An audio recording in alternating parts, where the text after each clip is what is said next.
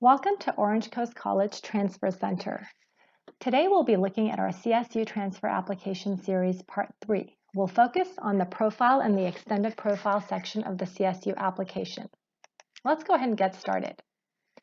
When you first begin your CSU application, you'll be prompted to complete your profile. The very first question will ask what degree, credential, or certificate are you applying for. All transfer applicants, upper division, are required to select first bachelor's degree. Once you select that item, then you will be asked to identify what best describes your current educational status. Are you transferring with an associate degree for transfer from a community college? Or are you transferring as a regular transfer from a California community college or a four-year institution? In essence, we have to be able to identify whether we're transferring from OCC with an ADT or are you transferring from OCC without an ADT, just as a regular transfer applicant.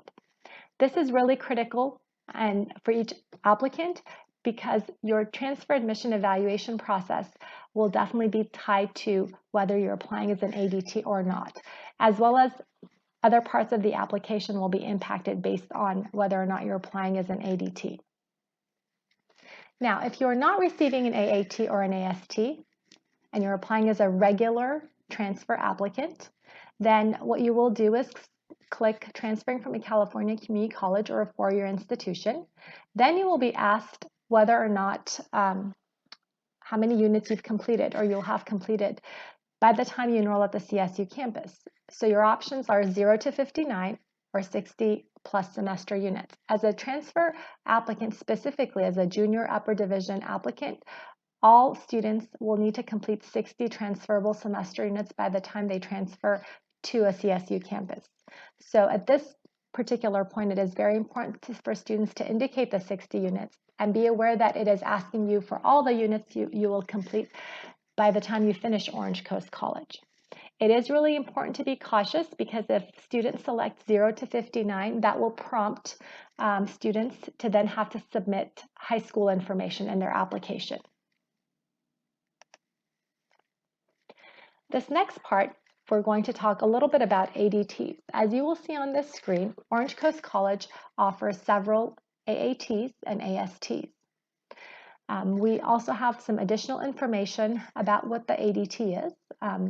So CSUs do have this pathway for admission.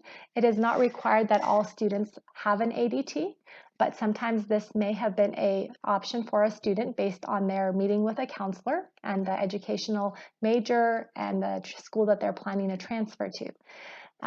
For more information, you can certainly click on the CSU admission link, and you'll go ahead and find here more information on the associate degree for transfer, what the program is. You'll also find out the admission requirements, benefits of the program, and etc.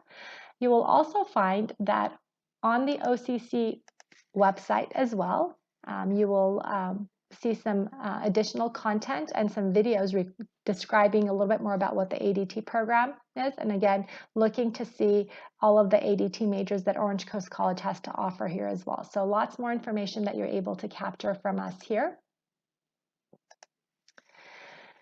Now, let's say you are applying as an ADT, which means you're either applying with an AAT or an AST. And in this example, I've selected that I'm applying to Orange Coast College as an AAT in psychology. So you'll see that as soon as I select first bachelor's degree, then I'll go ahead and select transferring with an associate degree for transfer, an AAT or an AST awarded by the community college. Then it's going to ask me what California community college I'm in and also the ADT program. So I've identified OCC as the institution where I will be completing my degree, and then psychology is the major.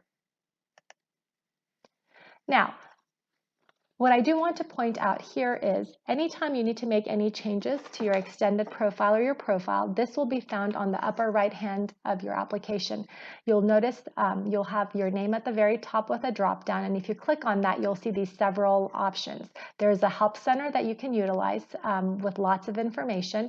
There's your profile section where you can go in and make any changes if necessary. Similarly, your extended profile. The extended profile is where your information regarding your transfer status is, whether you're applying as an ADT or not. So if you need to go back and make any changes, you'll need to enter through this particular route. Again, any other questions, you'll be able to access more information on the Help Center as well for this particular section. Thank you for joining us today. Please feel free to reach out to us if you have any questions.